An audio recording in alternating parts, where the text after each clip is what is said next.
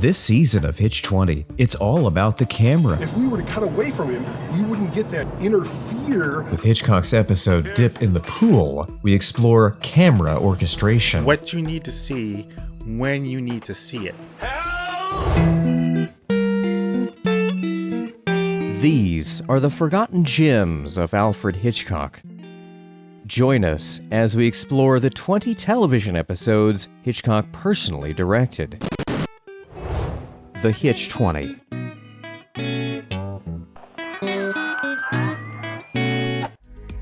Hitch20 is made possible by Asden, quality audio for filmmakers, and by Michael Weesey Books, the world's top publisher of filmmaking books, and by GlideCam, world-class camera stabilizers.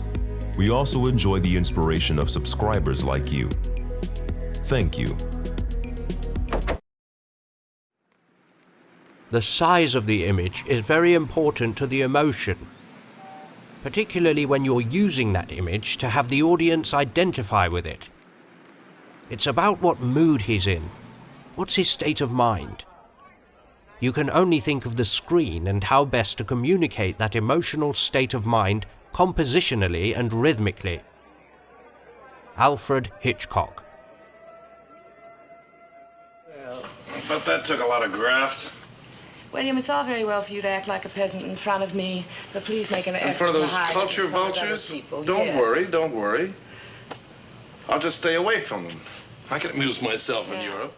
I think the first thing that struck me in this opening scene is that you feel like you're in a play, that you're at the theater. It's a wide shot, there's no music underscore, there is just the two characters talking, and you very much feel like you're watching a stage presentation. Their dialogue overlaps at times and it's beautifully played. It's not something you see very often from that period. But because of the way it's played, you really get the sense that this is a married couple who've been at this for years. We stay in that wide shot for a while and we don't cut to a medium until the steward knocks at the door, and then the first time we see a close-up is on the seasick pills. Oh, yes. Are you sure this is very, very dry? For a while, we think it's poison. Maybe he's going to poison his wife because he's mixing drinks for her. Then he hands her the drink. We find out that it's just seasick medicine. This is a cool technique here. It's leading the audience. We want the audience to think it's something other than seasick medicine. It just kind of reminded me how Hitchcock is the kind of filmmaker who shows you what you need to see when you need to see it. Alfred Hitchcock believed that changing camera proximity was the ultimate manipulator of story. By mixing wides and close-ups, he could create peaks and valleys in emotional intensity. He often called this orchestration. He said every piece of film that you put in the picture should have a purpose. You cannot put it together indiscriminately. It's like notes of music. They must make their point. By mapping out the proximity of each shot in Hitchcock's Dip in the Pool, we can more closely examine his choices. What we find is that most everything is shot in standard medium-wide shots. These mediums provide an empty canvas where he then paints close-ups to tell a story. Each close-up is saved for moments of plot emphasis when William is reacting to his changing situation. He also used extreme close-ups as emotional indicators. The pills, the glass falling, the bow storm, these all enhance our perception of William's internal anxiety. £90 I'm bid. 100. Thank you. 175. Thank you, madam. 175. We're going nicely, ladies and gentlemen. £175. 200. 200. 250. Thank you, sir. £250. Is there any advance? Going for 250. 260. There's bidding going on all around him, but we focus on his face as the bidding goes up and up and up. And he's worried that all of his money now is going to be spent. If we were to cut away from him, we wouldn't get that inner fear that he is now about to blow all of their money on this stupid bet. And then in order to give these close-ups more emphasis, more of a dramatic punch, He would strategically place extreme wide shots at the beginnings of scenes or right before a close-up or a dolly in. Cinema is the orchestration of shots. I myself use musical terms when I direct. I say, don't put a great big close-up there because it's loud brass. And you mustn't use a loud note unless it's absolutely vital. Help!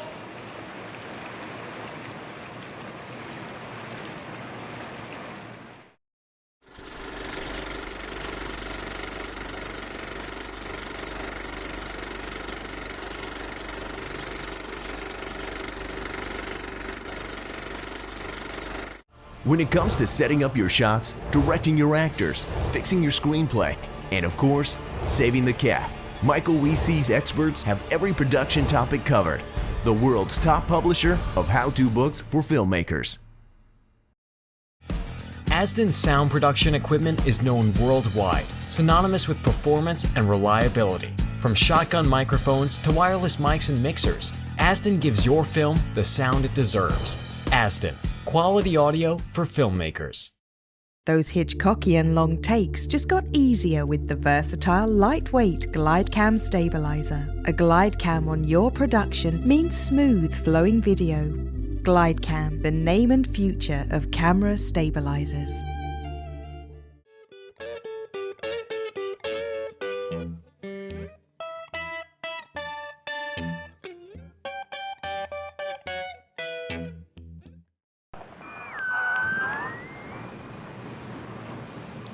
Oh, good evening. His sense of humor that we see in this film is really charming and funny, and it kind of reminds you that he had a sense of humor. Even though Hitchcock says in his opening monologue that this was shot on board an actual cruise ship with the world's longest extension cord, it was actually shot here at the Old Republic Studios, which at that point in time was the Review Studios. Hitchcock's first 4 seasons of Hitchcock Presents were shot right here. Dip in the Pool is a fish-out-of-water story. It's the second in what has been called the Doll Trilogy, 3 of the Hitch20 that were based on Roald Dahl stories: Lamb to the Slaughter, Dip in the Pool, and Poison. This one seems to be all set up for the sting in the tail, which, fortunately, is shocking enough to make the long setup worth it.